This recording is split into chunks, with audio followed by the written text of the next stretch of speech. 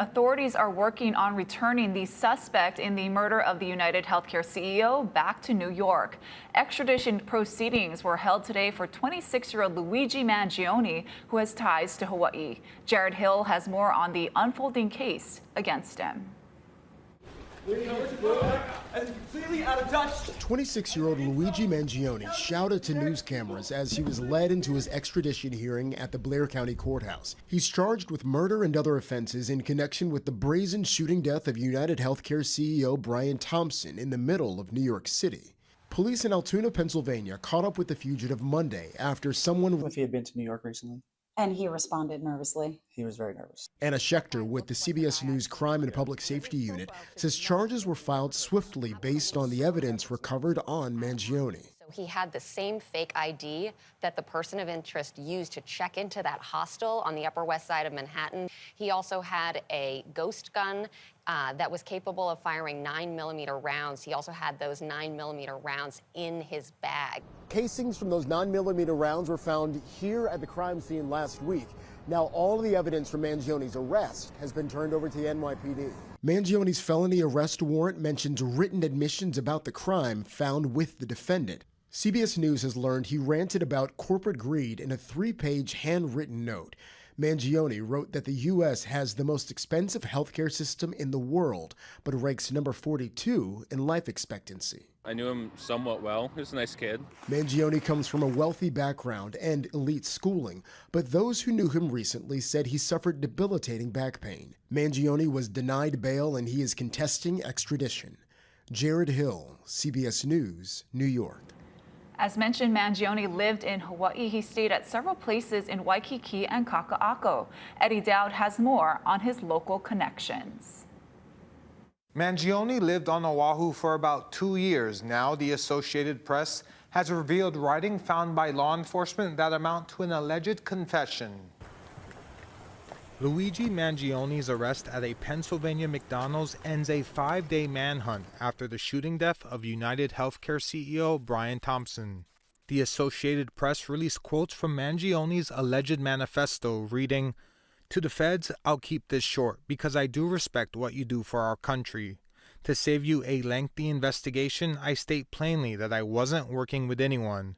And he said, "I do apologize for any strife or traumas, but it had to be done.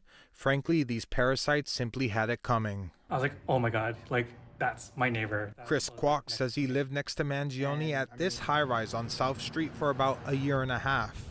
During that time, the Maryland native appeared in court once for hiking in a closed area in Nu'uanu. Good morning, sir. Do you want to state your name for the record, sir? Sure. Luigi Mangione. Kwok says he last saw Mangione about 4 months ago. So I just asked him where he's been, and for like 6 months, he was like on the mainland, like he just said medical stuff. Before that, he spent 6 months at the Surf Break in Honolulu, a co-housing site for remote workers. Friends describe him as athletic but suffering from back issues. Earlier this year, I checked in with him. He confirmed that he had surgery, and he sent me the x-rays. It looked heinous with just giant screws going into his spine. Mangione posted the x-ray of his back on his social media accounts. Investigators believe his experience with the healthcare system may have led him to target the insurance company executive. Since his arrest for the murder, Mangione has gained more than 250,000 followers on social media and a number of comments praising his actions, something officials strongly rebuked. In some dark corners, this killer is being hailed as a hero. Hear me on this. He is no hero. In a statement, his family said they are, quote, shocked and devastated by Luigi's arrest. We offer our prayers to the family of Brian Thompson, and we ask people to pray for all involved. Eddie Dowd, Hawaii News Now. Thank you, Eddie. Austin Aini is sentenced to 10 years in prison for the armed robbery of a Hawaii Island vape shop that was caught on camera. You can see Aini pointing a BB gun at the employee while he demands cash back on May 18th at Black Lava Vape Shop in Kailua Kona. The judge also ordered yesterday for the 40-year-old to pay back the $260 he took from the cash register and a collection box for Maui wildfire survivors. Hawaii County Police have captured fugitives Malani Tavui, Alexander Kaue, and acquaintance Leila Subika. They say Subika was found asleep in a stolen car in Pahua last Thursday. Then they found Kaue hiding under a bed in a home on that property. The next day, they caught Tavui after a car chase that ended when he crashed into a tree. They face a total of 45 charges. Police say the men are responsible for at least 5 stolen vehicles and 6 illegal guns. Kaue could also face an attempted murder charge for allegedly shooting at a man back in August. Happening today, Honolulu Mayor Rick Blangiardi will announce the proposed landfill site to replace the Waimanalo Gulch. It comes after numerous delays as all potential locations come with their own challenges. Those possible sites are in Windward and West Oahu. The press conference will take place at 12:30 at Honolulu Hale, and stay tuned to Hawaii News Now throughout the day for the latest details on this.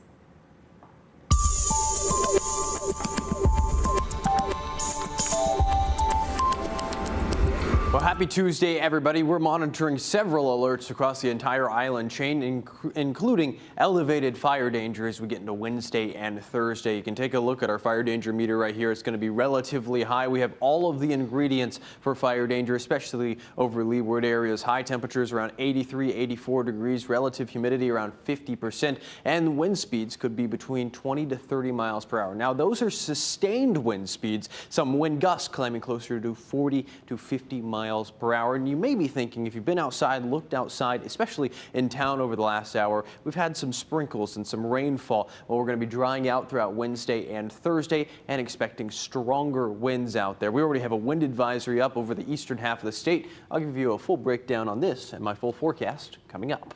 Thank you, Drew.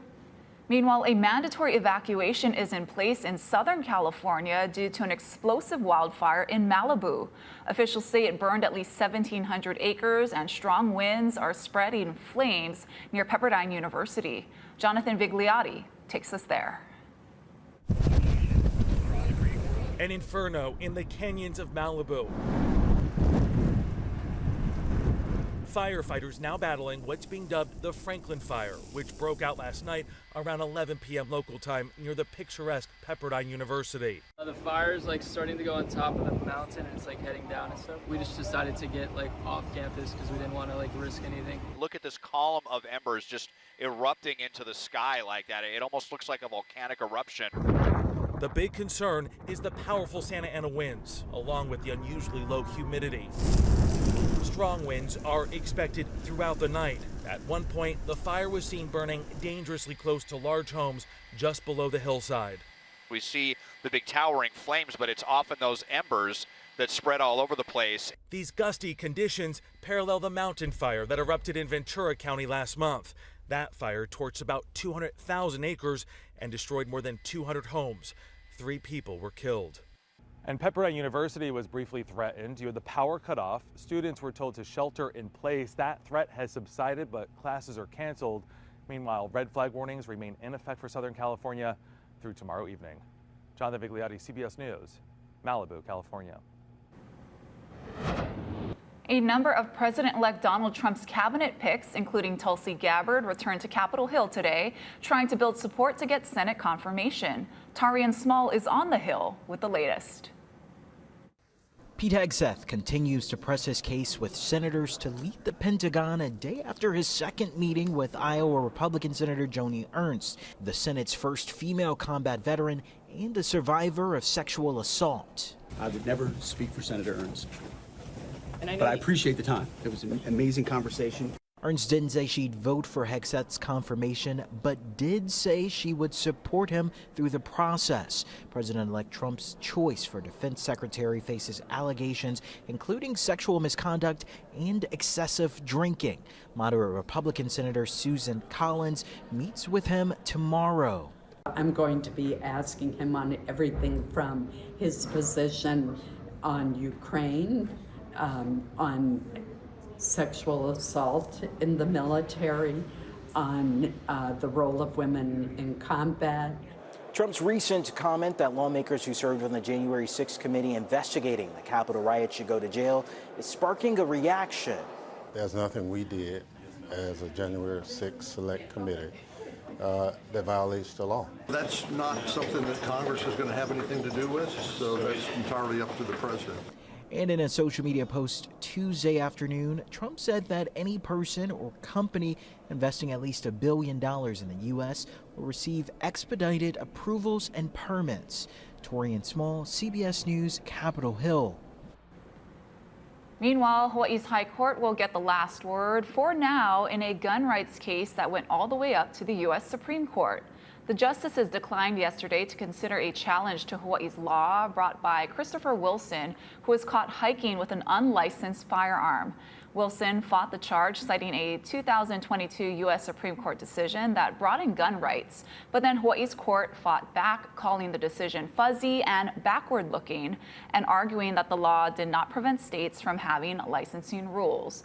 While the High Court decided to end the back and forth yesterday, 3 justices said they were willing to revisit the issue later. Ahead on This Is Now, Alaska Airlines announces new nonstop routes to Asia from Seattle on Hawaiian Airlines, when the flights are expected to start, and what positions the company will be hiring for. Plus, Santa's elves are working hard to make sure presents reach their destination in time for Christmas. We'll take you inside one of the nation's major shipping hubs in 2 minutes. And before we go to break, here's Ryan and Yunji. 2 agencies fighting for the rights of Native Hawaiians. On Spotlight Now, we'll be speaking with the head of OHA and the head of the Department of Hawaiian Homelands. Join us 1 o'clock on K5.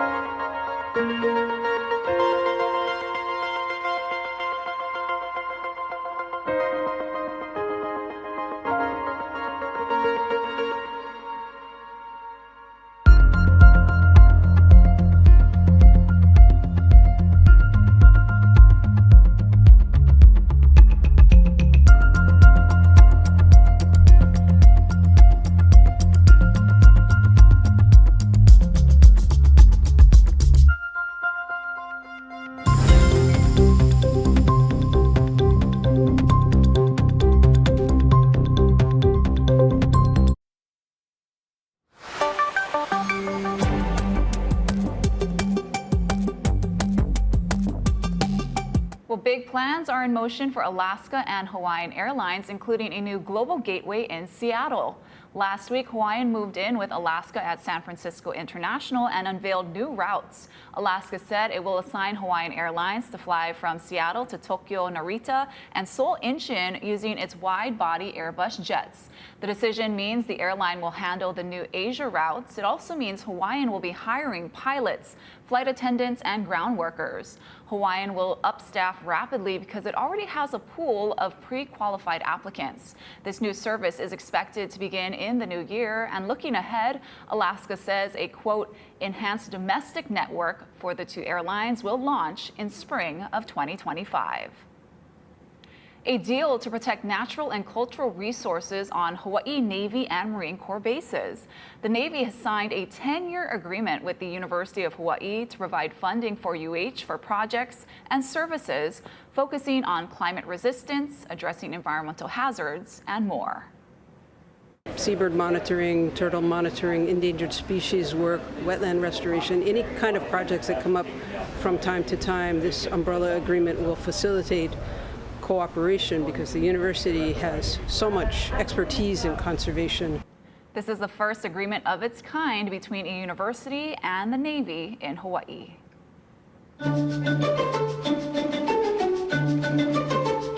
We're just about 2 weeks from Christmas, and shipping companies are working around the clock to get your packages delivered on time. Vicki Nguyen visited UPS's largest hub in the Northeast to give us an inside look. Through every twist and turn, this is the kind of well-crafted maze your holiday package navigates before landing under the Christmas tree. I'm here in Bayonne, New Jersey at a UPS hub where they are gearing up for their busiest time of the year. With me is Jack O'Neill. He's the hub manager. So Jack, what is happening in this facility right now? You're seeing automation help UPS deliver packages with speed and agility here. In the Bayonne facility alone, we have the capacity to process 60,000 packages per hour and over 800,000 packages a day. The warehouse operates 24/7. Trucks filled with packages are unloaded onto conveyor belts. The shipping labels are scanned by a camera tunnel that sets each parcel onto a predetermined course based on its final destination. As it passes through that camera tunnel, it's going to read the weight and the dimension of the package. And then it'll come across the sorter, and the camera in the system has already given it sort instructions based off the destination of the package. So that's why I'm seeing some of these packages being shifted down different chutes. That's correct. How bad is it when someone has extra labels on the box? It does impact the automation, but that's why we still have our people, and our people are our greatest asset. Employees like Trayvon Fuqua, whose job it is to remove any smaller packages from the conveyor belts. So those small boxes are okay? Yeah. Okay, but these are already in a tote, so they're good. Yeah. Oh, here we go. It's happening so fast. Helping Trayvon behind the scenes is a team of supervisors in the UPS control room who monitor 600 cameras to make sure no package gets left behind. We got Kev Smith from PD2 going to 5-4. What are your supervisors specifically looking for on all of these cameras? They're making sure the package flow is going to the right destination, and they're switching destinations from time to time. They're changing the belt speeds and the direction of the package flow. The team effort helps parcels move down to the straight line singulator system. Here, humans work alongside the automation to move the packages into a single file line. So each of these chutes is going to a different zip code? That's correct. When you get enough packages for one zip code, the person takes the bag, seals it up. Exactly, and sends it on its way. To make sure your packages get to their correct destination safely, UPS says pay attention to two key areas: how you package your item and the shipping label. Francesca Carollo is an assistant manager at UPS, and she showed me her best practices. What's the #1 mistake people make when they're trying to pack their items to ship them? I think the box selection. Okay. We're looking for something preferably new, cardboard box, and the adequate material inside for protection and safety of your items. So if you're packing something like a glass candle, yes, for example, like a couple pieces of packing paper, that's not going to be enough. No, we like the bubble wrap, 2 inches all around. When it comes to the boxes, we don't recommend masking tape or duct tape or cellophane. We use a 3-inch packing tape. Oh, okay. And we make like an H, so we're covering all our seams. When it comes to labels, UPS says double check your shipping address, especially the zip code. And if you're reusing a box, make sure to remove any old labels. So we got the packing material, we got the tape, we got the box, we got the label, and that's it. That's it. All right, sounds good. This will get there safely.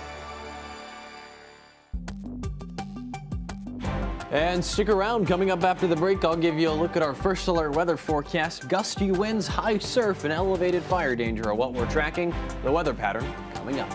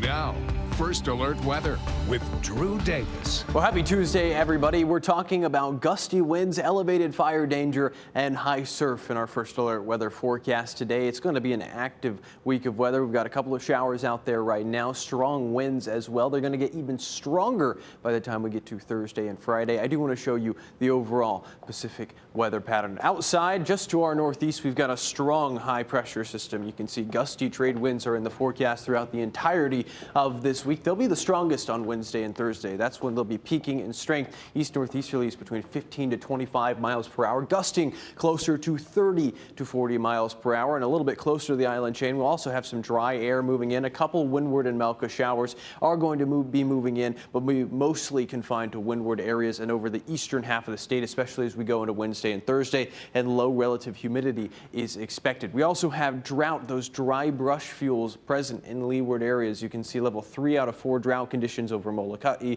and Kauai, and level 2 out of 4 drought conditions on Maui and Oahu. So we've got the fuel for wildfires to start. We could see red flag warnings go up as early as this afternoon and evening, and by tomorrow as well. So we've got elevated fire danger in leeward areas. That's what I want you to know about going forward. You can see in our First Alert Futurecast, I'm going to point out the difference between the eastern half of the state and the western half of the state. This is Tuesday evening around 11 p.m. Most of the moisture is over the windward portions of Maui and Hawaii Island, relatively dry over Kauai and Oahu as we're going forward into Wednesday and Thursday. Still some moisture over the eastern half of the state possible, and some showers over windward areas of Kauai and Oahu will be possible, but will be relatively spotty and isolated. We have a wind advisory up over the eastern half of the state. That's for Maui, Lanai, Kaho'olawe, and Hawaii Island until 6 p.m. on Wednesday, and a high wind warning just actually went up for the Hawaii Island summits until 6 p.m. on Wednesday. That just came down from the National Weather Service,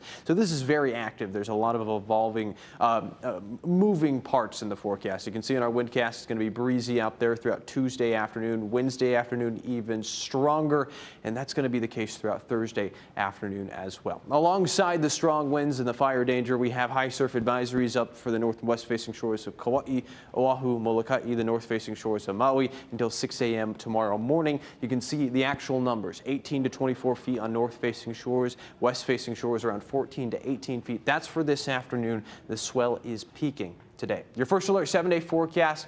Overall, Wednesday and Thursday lit up in red for that chance for fire danger and gusty trades. Stick with us on Hawaii News Now for the latest First Alert weather forecast. When we come back, who will be crowned the winner of this season of The Voice? We have a preview from the red carpet in 2 minutes.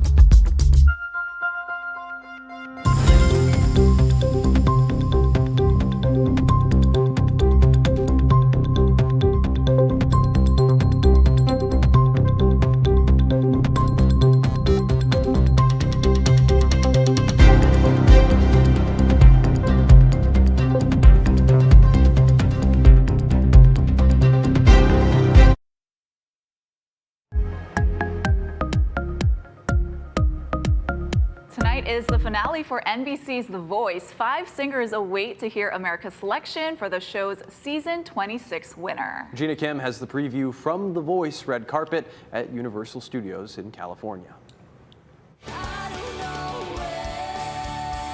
The advice from Sydney Sterlace's coach Gwen Stefani was uppermost in the 16-year-old's mind last night. To just be myself and do what I have been doing to get to this point, and whatever happens, just be proud of myself. Team Reba's Danny Joseph had a similar sentiment. Sensing, as the instant save, he was a long shot to win. It was just taking it in, being present in the moment, and enjoying the performance. Team Snoop's Jeremy Belote was more optimistic about his chances. I keep dancing on my own. While also finding success in the journey. If I do win, if I do not win, it will be equally as great, and I will be so excited. A million dreams for the world we're gonna make. The possibility of winning had Sofronio Vasquez elated afterwards, but just as pumped about his duet tonight. I'm just so excited ever in my life to be singing with Michael Bublé. This is just a dream. Bublé's second finalist, Shy, turned in the night's closing number, putting an exclamation point on the competition. And that's truly all I could have asked for. So me personally, I mean, I'm not nervous at all anymore. It's really just in everyone's hands. Very soon, America's choice will be revealed. Gina Kim, NBC News, Hollywood. Super exciting. Someone's life is about to change. Do you think you could sing like that, Ashley? Oh, no. I don't know, Drew. I am a karaoke fan only. Thanks for watching, everybody.